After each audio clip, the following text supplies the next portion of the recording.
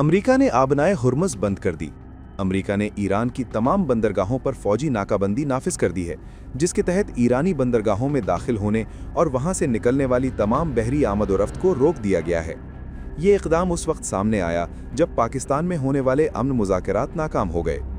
Iran की इस्लामी इनकलाबी guard core यानी IRGC ने इस इक़दाम पर सख्त रद्द-ए-अमल देते हुए जवाबी कार्रवाई का अंदिया दिया है, जिससे खित्ते में कशीदगी मज़ीद बढ़ने का खदशा है। इधर आलमी मंडियों में भी हलचल मच गई है। तेल की कीमत एक बार फिर $100 फी बैरल से तजावुज़ कर गई है, जबकि स्टॉक मार्केट्स में नुमाया कमी देखने में आई है। माहिरीन के मुताबिक ये सूरत हाल आलमी मईशत के लिए खतरे की घंटी बन सकती है।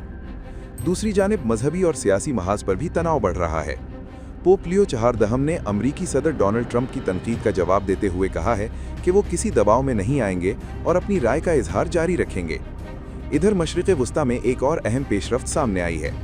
ज़राए के मुताबिक ईरान के साथ जंगबंदी के दौरान इसराइल ने अपनी तवज्जो जनूबी लबनान की तरफ मरकूज़ कर ली है।